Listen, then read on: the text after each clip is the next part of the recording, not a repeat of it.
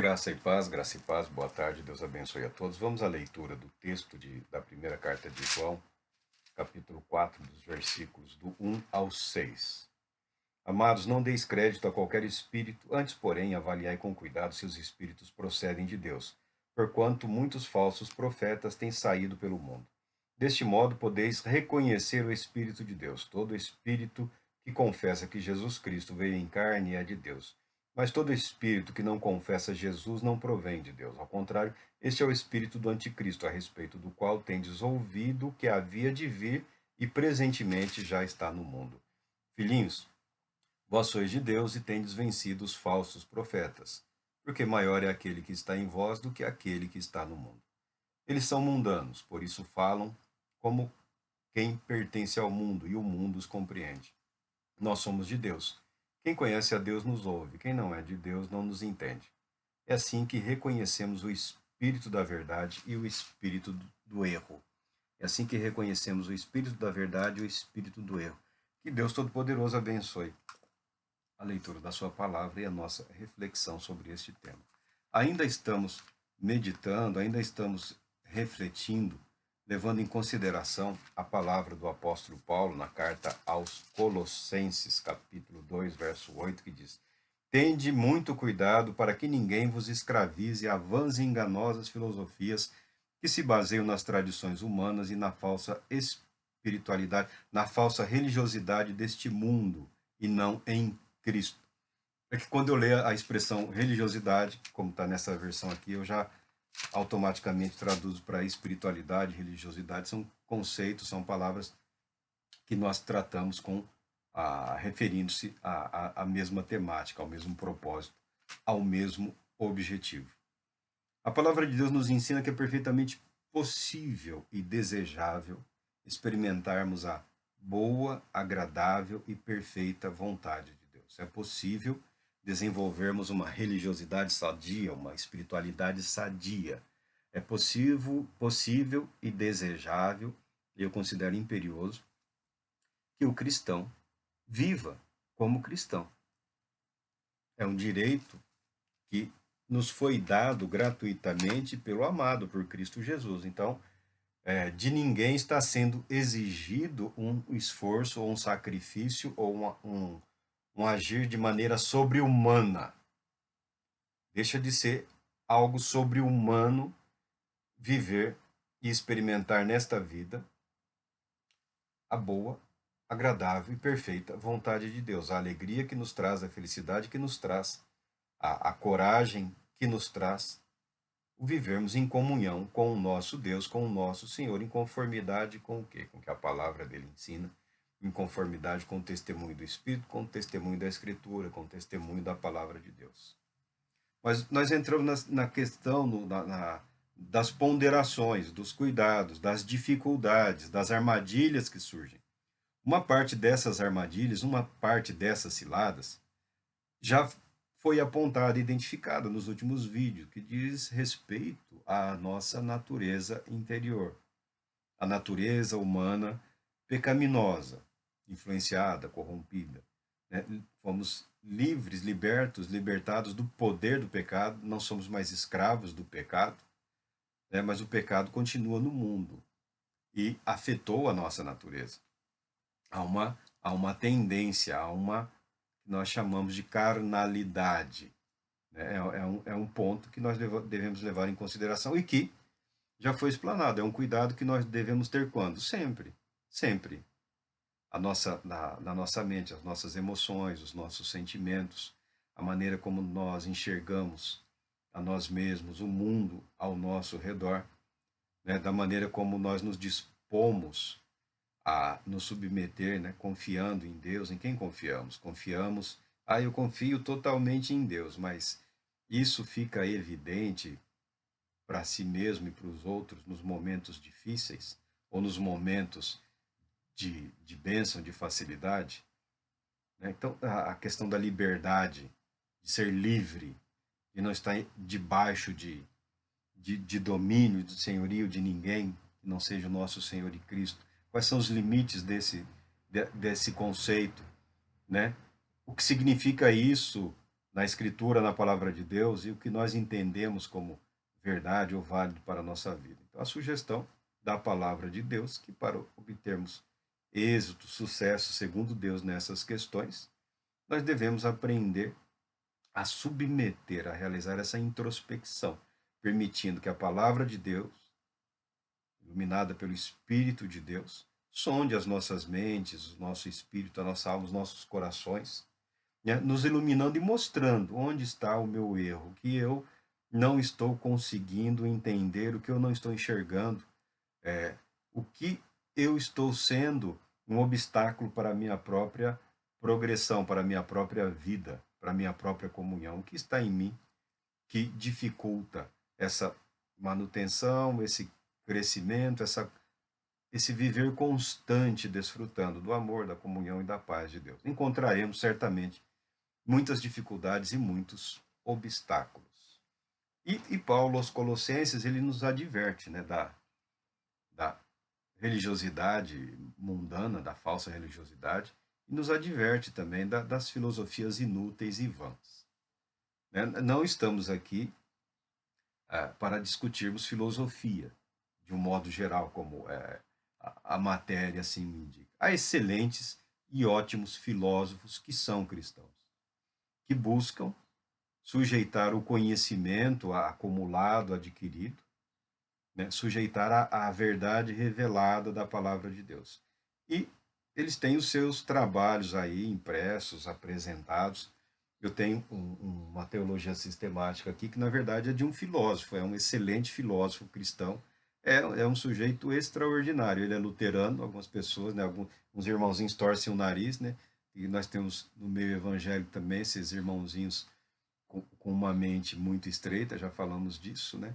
O sujeito, ele é luterano, ele é um cristão de confissão luterana, é uma mente brilhante, é um filósofo extraordinário, né? E abençoou aí a muitos com o seu trabalho, expressando na sua teologia sistemática a sua convicção, a sua fé, a qual ele esboça de uma maneira um tanto quanto rebuscada, né?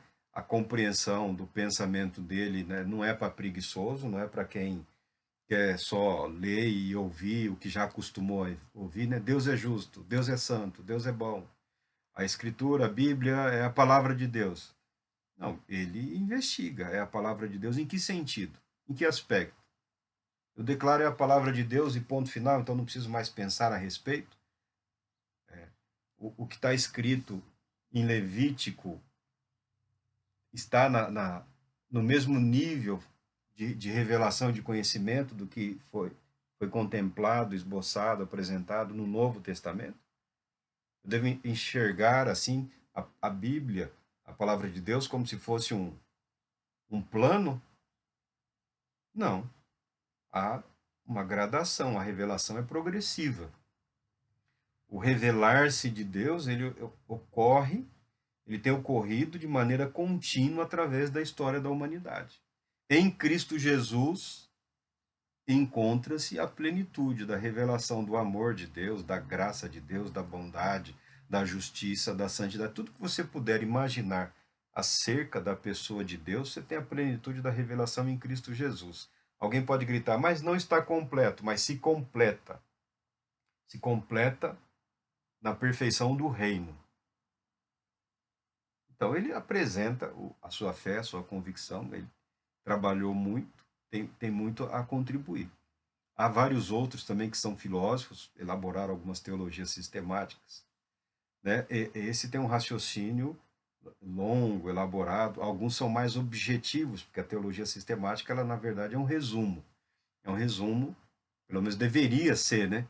Na vida do teólogo, do filósofo, a obra, a teologia sistemática, é um resumo de uma vida de trabalho, de ensino, de pesquisa, de estudo. Né? Então, o que a pessoa aprendeu ao longo de 20, 30, 40 anos do ministério pastoral e do ensino, ele resume aquilo numa obra. Tudo que ele escreveu, tudo que ele publicou, é apresentado de uma maneira resumida nas obras de teologia sistemática. Então, nós temos nas obras de teologia sistemática uma visão uma visão bastante confiável das convicções desses homens que as escreveram.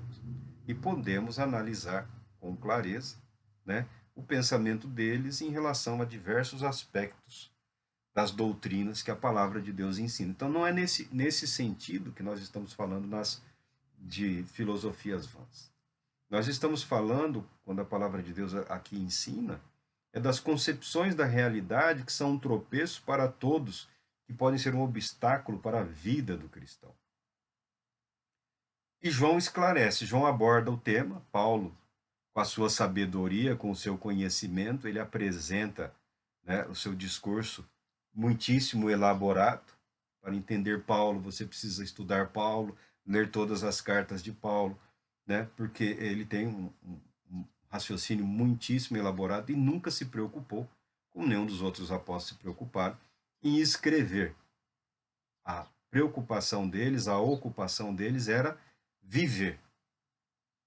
Por isso nós temos poucos escritos, nós temos poucos registros desse período apostólico. O que nós temos escrito aqui é o que eles registraram quando estavam presos, quando não tinham condições de se deslocar e pessoalmente ensinar.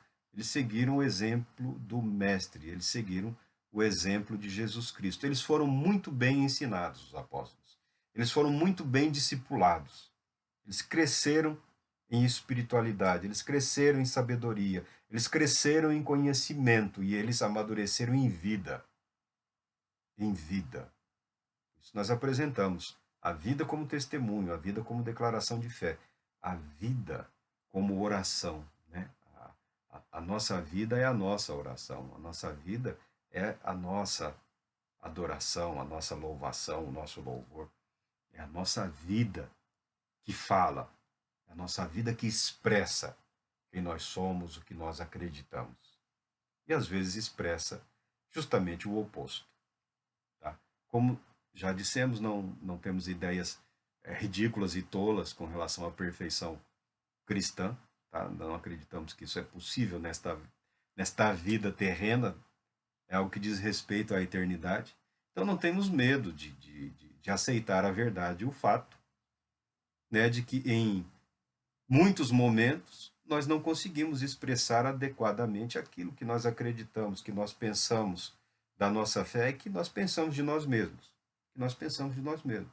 E em alguns momentos, se não em vários momentos, nós nos decepcionamos muito.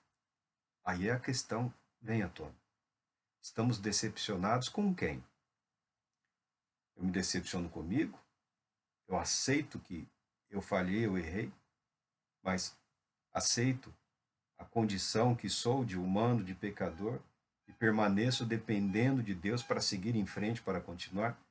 Porque existe também aquela questão da falsa humildade, né? A pessoa que fala, não, para mim não tem mais jeito, acabou, e se abandona e se perde, né? E regride. Algumas pessoas regridem. Quando se fala em espiritualidade, de vida cristã, algumas pessoas regridem. Algumas pessoas embrutecem. E João, quando fala das vãs filosofias, ele fala aqui para provar os espíritos. Para provar os espíritos. João já vai na essência, na verdade que sustenta as ideias. Ele não está falando do pensamento, ele está falando do que motiva, do que impulsiona, do que, como que dá vida àquela expressão de fé ou de convicção. Por isso João fala, provai os espíritos.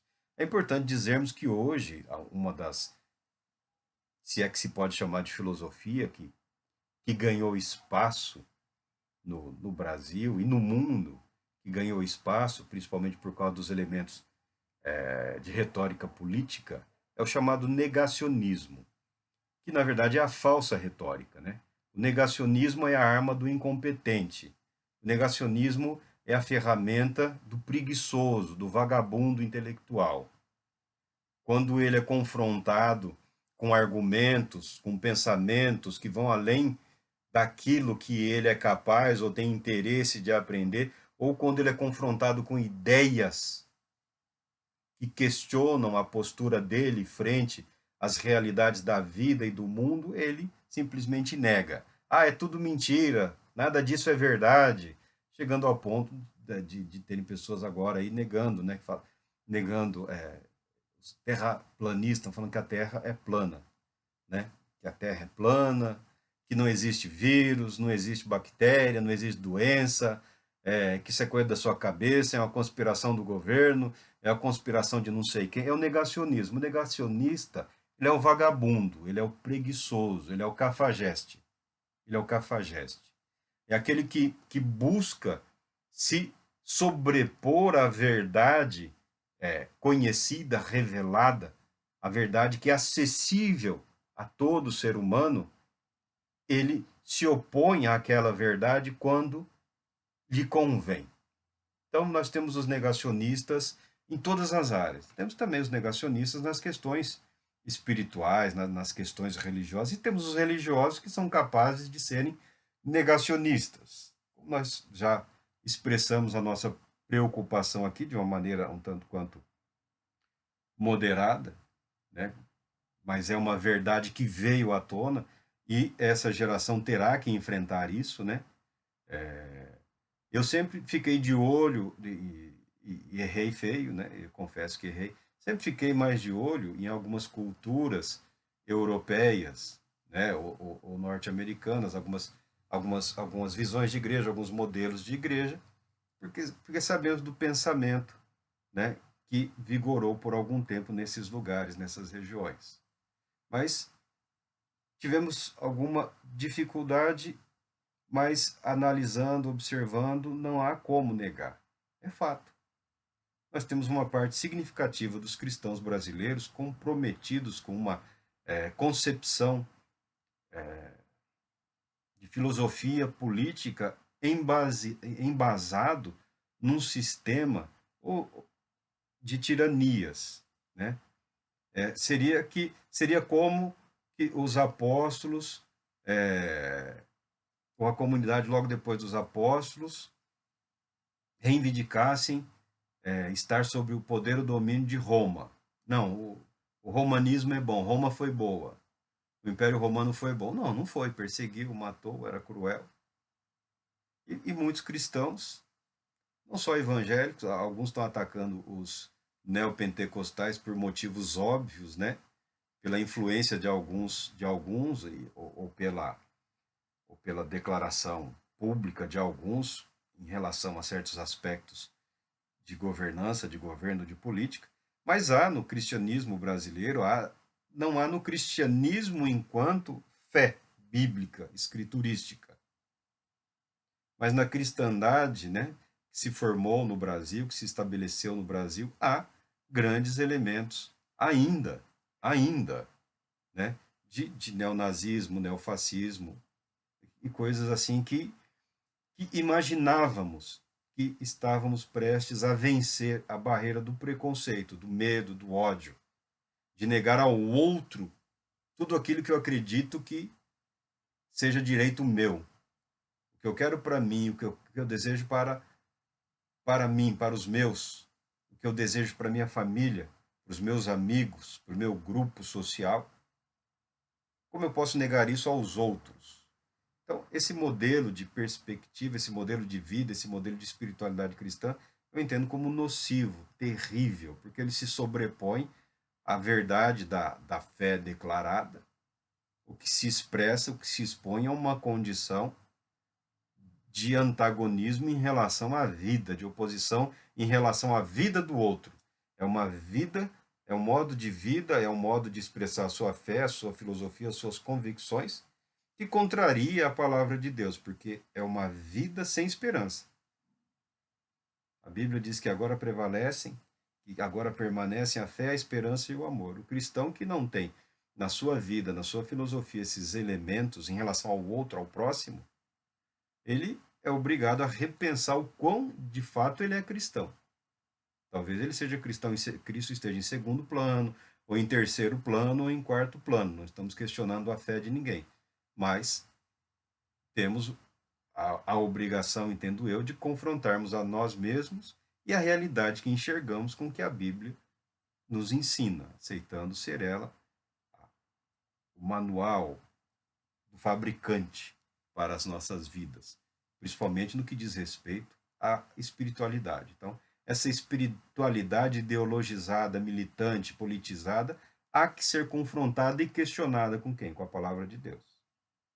João está falando do espírito que motiva, que move, que traz à tona, que estabelece essas ideias, esses conceitos. No ambiente religioso, não são todos que estão acostumados, não são todos os que estão aptos. Mas João fala, ó, não deis crédito a qualquer espírito, porque muitos profetas têm saído muito afora. Muitos falsos profetas. Pessoal apaixonado por si mesmo, apaixonado por filosofias, por revelações, eles acabam sendo facilmente enganados. Porque quando a igreja se acomoda e o que ela passa a expressar é apenas o discurso que está conforme, o discurso de conformidade com aquilo que nós acreditamos a priori. Tá, e não sai daquilo. E não vai além. E não confronta a prática com a convicção. Então, o fracasso da vida de muitas pessoas não está na convicção, está na prática, no viver. João vai a fundo na questão. Não deis ouvidos a qualquer espírito. Antes, avaliai com cuidado. Outras versões dizem, provai os espíritos. Avaliai com cuidado. Esse cuidado já foi abandonado há bastante tempo. Esse cuidado já foi abandonado há muito tempo. Porque a partir do momento em que as igrejas, as comunidades, as instituições religiosas, as organizações eclesiásticas se isolaram, porque estão comprometidos com uma espiritualidade ideologizada, eu não posso deixar elementos outros ingressarem aqui, porque nós temos um propósito de evangelismo que tem o objetivo de colocar mais dos nossos, nos representando na Câmara, na Assembleia Legislativa, no Congresso, no Senado. Então, forma-se um feudo, né? Um grupo fechado, isolado. E a principal ferramenta para manter isso, né, criar aquele confronto imaginário, né? Estão querendo nos destruir, estão querendo nos acabar com a nossa fé, estão querendo destruir o nosso modo de vida, né? Nosso modo de vida. Como se o modo de vida do cristão fosse diferente do não cristão. Estamos falando do Brasil. O modo de vida da classe média é o modo que o pobre vive com o pobre, sobrevive. O pobre evangélico, o pobre de qualquer outra fé, ele sobrevive. Então, o direito de vivermos de acordo com aquilo que acreditamos não está sendo tolhido. É a igreja que tem deixado de lado, é a igreja que abriu mão do direito e da obrigação de transcender as questões menores desta vida. Não estou falando de negar, mas de viver além, de viver na comunhão, de viver na paz que só pode ser conquistada pelo Espírito de Deus, de viver na alegria, no amor, de viver na fé, que são dadas gratuitamente como expressão do amor de Deus em Cristo Jesus, na comunhão, a vida de fé. Outras questões sociais, políticas e econômicas são outras questões. Mas a vida cristã, enquanto comunhão com o Pai, se obstáculos têm surgido, é culpa da igreja, a responsabilidade daquele que se declara cristão. Ah, mas há dificuldades. Claro que há dificuldades. Alguém disse que haveria facilidades neste mundo? O próprio Senhor nos disse, no mundo tereis aflições, mas tende bom ânimo, boa disposição, uma boa índole, um bom caráter. Eu venci o mundo, vocês também vencerão. É que muitos não querem mais vencer o mundo. Muitos estão satisfeitos. Não, aqui tá bom. Aqui tá bom. Para que deixar a Babilônia? Não, a Babilônia tem tudo. A Babilônia tem tudo. tem conforto, não tem educação. Ah, tem umas coisas estranhas aí que acontecem de vez em quando, mas tá bom aqui. Se assim querem viver, são livres para viver. Mas dizer que a dificuldade para uma vida de plena comunhão com Deus está no elemento externo, político, ideológico, filosófico, não. Está na igreja. A igreja que abriu mão de ser igreja. E é um problema que só a igreja pode resolver. Porque não há outro corpo chamado corpo de Cristo. Só a igreja pode ser, de fato, corpo de Cristo, como a Bíblia nos ensina. Se a igreja renuncia a isso, Cristo não ficará sem corpo. A igreja continuará sendo formada, vivida.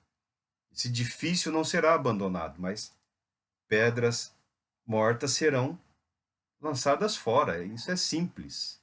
É um raciocínio, é um pensar simples. Mas João vai além, provai os espíritos.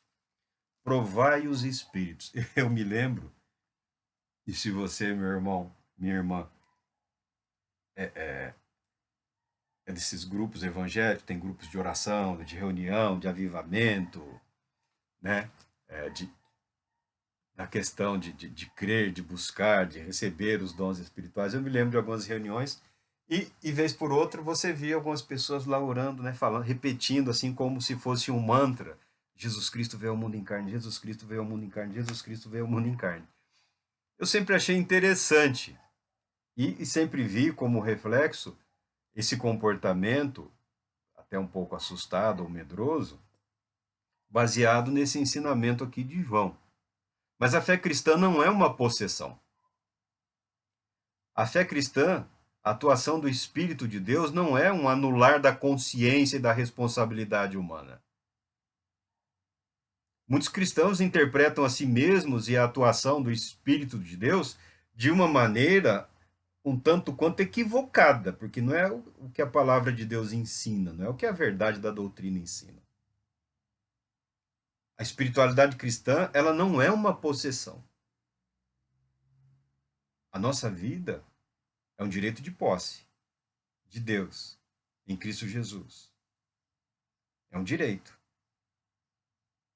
Mas a conquista desse direito pelo Espírito Santo diz respeito à intensidade da nossa entrega. Então nunca será uma possessão.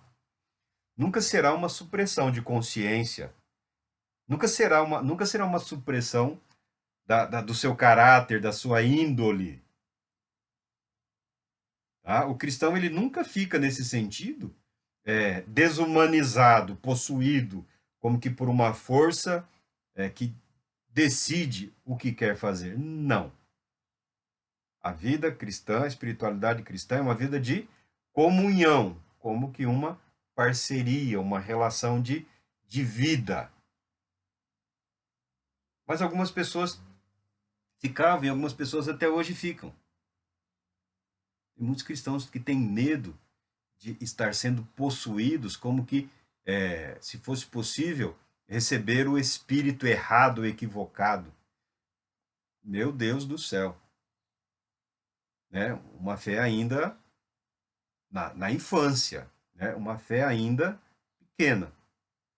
Mas existe a possibilidade de que algumas pessoas que têm essa mesma dificuldade, esse mesmo medo, esse mesmo receio, tenham entregues, ou estejam entregando as suas cabeças, os seus corações, as suas verdades, consultando espíritos que não é Deus, que não é Espírito Santo.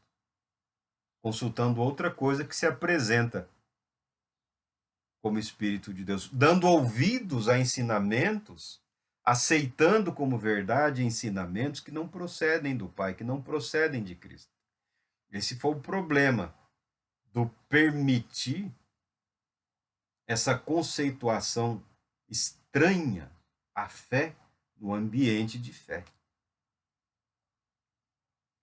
A igreja que se reúne, que se reunia, que deve se reunir para ser curada, para ser tratada, para ser alimentada, para ter a sua visão aumentada, o seu entendimento ampliado, para viver a alegria da fé, ela é contaminada por motivações outras, por questões outras, espíritos outros.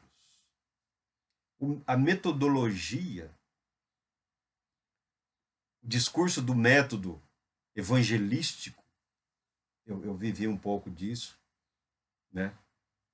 Vi os resultados, vi a ideia, vi uma das pessoas, um dos pastores, eu não sei se ele ainda vive, o pastor Roberto, que esteve, quando ele esteve no seminário Araçatuba, ensinando sobre a perspectiva evangelística do que ele entendia do modelo de gerenciamento eclesiástico, de evangelismo, de cuidado pastoral de trabalho. Ouvi aquele homem pregar, ensinar, falar, achei interessante, muito bonito, um homem totalmente responsável, temente a Deus, comprometido com a palavra de Deus. Nada parecido com a metodologia criada, que é uma metodologia de proselitismo, né? Preocupação numérica. Quem apresentou, um dos que apresentou a ideia, tinha preocupação de pastorado, de cuidado, de pastoreio, de cuidado, de vida, né? de ensinar, de aprender, de estar junto. Eu pastoreio e sou pastoreado. Eu ensino e aprendo e ensino e experimentamos um crescimento, uma plenitude, é o que se busca. O modelo implantado foi outro, né? O pensamento foi outro. Porque a busca por respostas rápidas, imediatas, desespero por números, por representatividade, por credibilidade da sociedade ou como um tal, leva muitos a abandonarem a simplicidade, a objetividade, a praticidade, a espiritualidade do que a palavra de Deus propõe. Então, quando João fala para provarmos os espíritos, tanto do ensinamento, tanto da filosofia, tanto da doutrina, quanto também da essência espiritual que é apresentada como aquela pessoa é cheia do Espírito Santo, aquela pessoa é cheia do poder de Deus, aquela pessoa, aquela pessoa, aquela pessoa. Quando se perde na individualidade, porque eu tenho a seguinte opinião, há momentos muito difíceis, há momentos em que nós não sabemos, meu Deus, o que eu faço? Meu Deus, e agora? Faça o que é certo. Faça o que é certo. Faça o que você sabe que é certo. Faça o que você sabe que um homem de Deus deve fazer. Toma a decisão correta. Mas eu estou na dúvida quanto a permanecer nesta cidade ou mudar para outro estado. Aí você será outro homem em outro lugar? Qualquer que seja a sua decisão nesse sentido, Deus é contigo. Eu não sei se permaneço nesse emprego ou se mudo. A decisão é sua. A responsabilidade é sua. Foi o que disse Deus para Caim. E Caim estava pretendendo tirar a vida do irmão. Deus falou para ele: a responsabilidade é sua. Espiritualidade é também aceitar que a responsabilidade é nossa. Eu fui enganado porque fui orar, fui buscar não sei o que, não sei onde, com não sei quem. A responsabilidade é sua. Mas aquela pessoa tem um pensamento, uma oração, um não sei o que, e eu me sinto. Nós já falamos do sentimento. Viver a verdade não tem nenhuma relação com sentir-se bem ou confortável com o que se está fazendo ou vivendo. Buscar a vida de comunhão, a vida de uma espiritualidade sadia, não tem nada a ver com conforto. Não tem relação com conforto, com preguiça, com descaso. Provai os espíritos se procedem de Deus. Há métodos para isso. Um deles é dedicar-se ao estudo da palavra de Deus. Porque todo cristão, você já percebeu, meu irmão. Você ouviu, mas o sujeito deu uma volta no mundo. Foi para a África, foi para a China, foi para a Europa, foi para a América do Norte, foi para o Uruguai, foi para a Argentina, subiu na Amazônia, desceu para o Rio Grande do Sul, até para chegar. É uma volta muito longa. Você viu que o cara está enrolando, mas ficou quieto e aceitou. Mas ficou quieto e silenciou. Não estou dizendo para se iniciar uma rebelião, uma revolta, um questionamento, né? Criar um, um questionário para todo mundo que for pregar ou ensinar, para ver se a pessoa conhece a doutrina, todas as doutrinas. Não estou dizendo isso.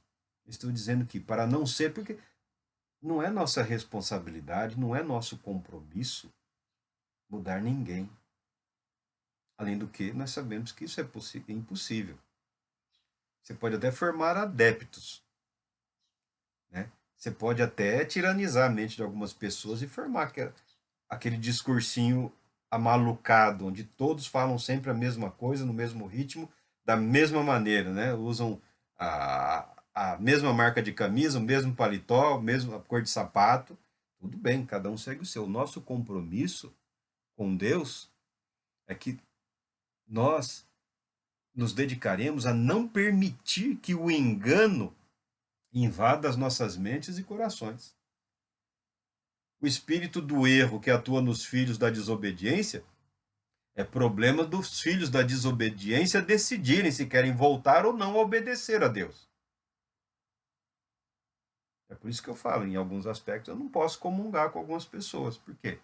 Porque o sujeito pode até falar que é de Deus, tudo bem, não vou questionar isso, eu não vou julgar entre Deus e o indivíduo.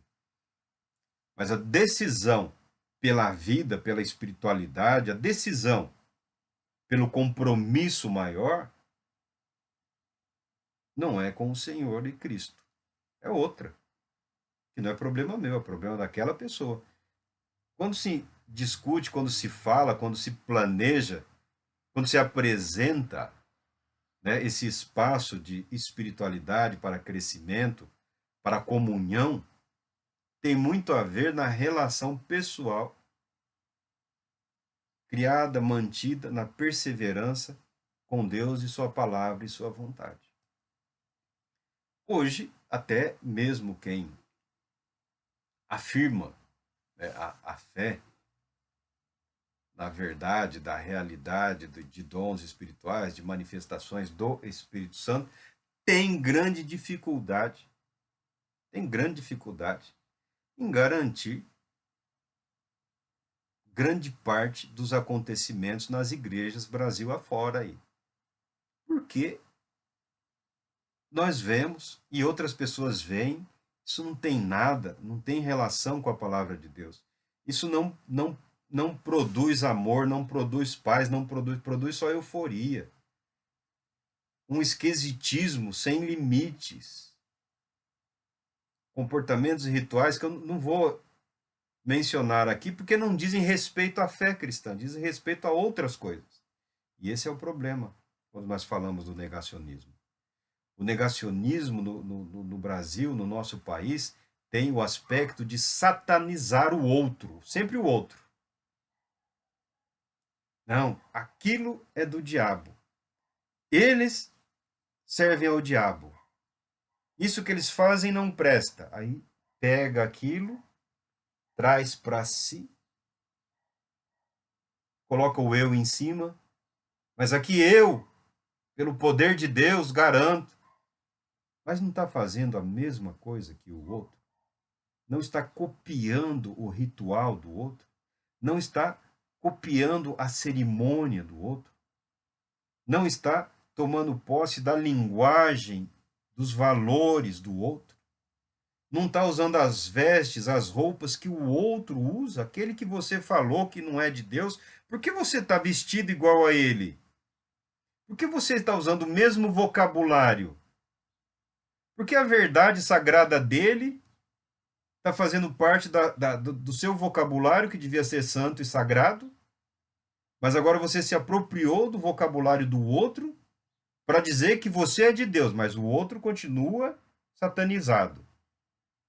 A cor do outro é satânica, a religião do outro é satânica, a filosofia do outro é satânica, o, o modo de viver e expressar do outro é satanizado, ou seja, é negado. O outro, Deus não tem nada com aquele povo. Se Deus não tem nada com aquele povo, por que você está copiando os costumes, as práticas, a espiritualidade e as doutrinas dele? Misturando tudo com alguns trechos do Evangelho e dizendo que é espiritualidade cristã. É o outro que está debaixo do poder do diabo, realmente? Ou será que o alerta de João é válido hoje? Eu acredito que o alerta de João é válido hoje. É completamente válido. É completamente verdadeiro. Ele fala provando, testando, tanto. Eu não vou apresentar aqui, não agora, né? E também não tenho interesse, que não é algo que se exponha, que não queremos ridicularizar nada nem ninguém, mas há maneiras, né? Há maneiras mais educadas, respeitosas, de se obedecer à palavra de Deus, sem ofender, sem humilhar, sem violentar, sem agredir o indivíduo ou a fé que ele confessa ou o momento que ele está vivendo. Então, existem meios e mecanismos para que se faça isso. E não é algo que se deva também estar publicando, mas expressando sim. E com relação à doutrina, à verdade, não tem como. Eu falei daquele professor que na época tinha lido a Bíblia mais de 100 vezes. Você fala, mas ele era um exagerado. Aí quem chamou ele de exagerado, ele falou, né? Mas você já pensou um cirurgião que não conhece os instrumentos à disposição dele para fazer o trabalho? Não, isso é inaceitável. Como é que é aceitável um ministro do evangelho que nunca leu toda a Bíblia? Livro que pode ser lido em 80 horas nesse ritmo de fala. 80 horas, 1 hora por dia, 80 dias. Como? Como? A pessoa é exagerada. Ela está se dedicando, está se instrumentalizando, está se familiarizando, está permitindo que a palavra de Deus faça parte da sua mente, dos seus pensamentos, está enriquecendo a sua mente com pensamentos decorrentes da palavra de Deus. Para conseguir uma vida serena, uma vida equilibrada, uma vida de fé, uma vida de confiança, sem a necessidade de atropelos, sem a necessidade de metodologias ou técnicas ou facilitações outras, sem a necessidade de negar a possibilidade de que Deus é muito mais do que nós somos capazes de imaginar. Sem a arrogância e a presunção de que nós podemos desvendar o mistério da ação de Deus, os pensamentos de Deus. A busca pela espiritualidade envolve aceitarmos essa verdade. Precisamos provar os espíritos, precisamos avaliar cuidadosamente. Precisamos conferir. Não é porque um versículo está de acordo. Não. Precisamos conferir. Hoje eu tenho já faz tempo, tenho muita dificuldade com o material que é esboçado por textos de prova, que às vezes o versículo que é usado como referência para abordar determinado assunto não tem nenhuma relação com aquele tema, né? A referência por palavra, o tema abordado no texto era outro. Então eu prefiro uma abordagem mais longa. E aí, como você vê, eu falo mais do texto. E quando eu aceito o tópico por versículo, aí eu tenho alguma dificuldade. Né? Porque eu já fugi dessa ideia de que basta que a palavra seja encontrada num versículo para justificar o pensamento, o raciocínio ou a exposição. Não, precisamos estudar, confrontar o ensino da Escritura, toda ela, como ele se apresenta, como ele foi interpretado, como ele evoluiu, com aquilo que nós estamos ouvindo e vendo. Aí muitas grandes pregações, muitas excelentes apresentações caem por terra. Porque se você colocar entre aspas tudo que veio do manual de psicologia, o que veio da psicanálise, o que veio de conceitos de filosofia de não sei o quê, e da palavra de Deus, do que foi inspirado pelo Espírito de Deus, trata disso como? Ah, trata de forma diferente. Então, não é porque é útil, não é porque ilustra, que constitui a verdade, que partilha do mesmo espírito, que partilha do mesmo propósito. Não estou negando o conhecimento, a verdade do conhecimento humano, porque nós já afirmamos e continuamos afirmando que esse conhecimento humano deve estar subordinado ao Espírito de Deus, à palavra de Deus, à vontade de Deus como expressão máxima para a realização dos decretos de Deus na vida do ser humano. João continua falando: deste modo podeis reconhecer o Espírito de Deus. Todo espírito que confessa que Jesus Cristo veio em carne é de Deus. Todo espírito que confessa. Não é só todo aquele que está pregando ou falando, é toda concepção de verdade. Então, havia filosofias naquela época, havia modelos de religião e de religiosidade que abraçavam tudo, e hoje e continua existindo hoje. Tem pessoas que conseguem abraçar toda a fé, não, que tudo é bom. Olha, dizer que tudo é bom equivale a dizer que nada presta. Tá? Eu não posso dizer que tudo é bom, tudo é bom.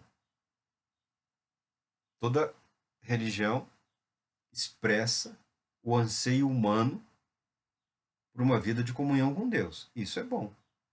Isso eu reconheço. Agora, eu não concordo com tudo. Não, eu não concordo. Então, não pode dizer que tudo é bom. Algumas expressam de maneira equivocada, na minha opinião, na minha convicção, na minha fé. Então, o buscar permanecer na minha fé cristã é uma maneira de respeitar a fé e a religiosidade do outro. Não precisa ir lá atacar, agredir, quebrar, atear fogo, ameaçar de morte. Não, eu respeito a sua vida, a sua fé, a sua filosofia, as suas convicções. Por isso eu permaneço naquilo em que eu tenho acreditado ao longo da minha vida, que é Jesus Cristo. Fico com ele, permaneço nele. Se é um raciocínio limitado, aí é uma decisão minha. Mas não é único. Não sou o primeiro. E não serei o último a reconhecer que a plenitude do amor, do conhecimento, da graça, da paz a nós destinadas, reservada por Deus, está em Cristo Jesus. É o que o apóstolo Paulo fala aos Colossenses 2, 8 e 9. Em Cristo Jesus nós reconhecemos essa plenitude. Em Cristo Jesus nós reconhecemos essa paz, essa perfeição. Em Cristo Jesus nós temos a conformidade, ó, Colossenses 2:8. Pois somente em Cristo Jesus habita corporalmente toda a plenitude de Deus. Somente em Cristo Jesus. Nós estamos negando que outros homens tenham sido inspirados, que outros homens e mulheres tenham sido iluminados por Deus. Não estamos negando que outros e muitos outros tenham alcançado um estado de consciência da verdade de Deus. Não estamos negando nada disso. Mas nós estamos reafirmando com o apóstolo Paulo que, apesar de tudo que nós possamos ver ou enxergar ao nosso redor, nós temos a consciência de que somente em Cristo Jesus corporalmente habita Somente em Cristo Jesus habita corporalmente toda a plenitude de Deus. A plenitude de Deus que se pode conhecer, que o homem pode conhecer, compreender. A plenitude de tudo aquilo que Deus nos permitiu saber a respeito dele, habita em Cristo Jesus corporalmente. Em Cristo Jesus. Em Cristo Jesus. Absolutamente tudo. Tudo. Tudo. Não há como chegar ao Pai como filho, senão através de Jesus Cristo. A consciência da realidade de Deus, a consciência da verdade, do poder, da justiça, da santidade, são alcançáveis a todo ser humano. E essa é a luta da maioria das pessoas. A consciência de que vivemos debaixo do olhar de um Deus justo, perfeito e santo. E que nós, como humanos que somos, não conseguimos atingir o elevado padrão de perfeição por ele exigido. Mas através da fé em Cristo Jesus, nós somos justificados, nós somos perdoados, nós somos renovados, restaurados, nós somos adotados como filhos amados em Cristo Jesus. Uma espiritualidade que tenta contornar Jesus Cristo é uma espiritualidade, é uma religiosidade mundana. Uma filosofia que não se submete a Jesus Cristo, a verdade de Deus revelada em Jesus Cristo, ainda que pontualmente tem alguma semelhança, alguma característica, mas se ela não está aos pés de Cristo, ela não é de fato cristã. Uma concepção de vida, uma concepção de viver, um desejo de existir que nega a verdade do Evangelho, não é um modo de viver cristão. Pode ser correto, adequado, apropriado para determinadas filosofias e concepções de vida. Mas o cristão não pode ser um negacionista. O cristão não pode cair nessa armadilha. Porque ele acabará, ao invés de fazer a boa confissão, ele acabará sendo levado a fazer a péssima negação. Péssima. O nosso viver, a nossa confissão de fé, ela é para a vida. Ela é com vistas à vida eterna, para que a nossa vida seja testemunho da verdade do Evangelho, da verdade de Deus revelada em Jesus Cristo. Que Deus te abençoe. Retornaremos em breve para seguirmos este assunto, esse tema.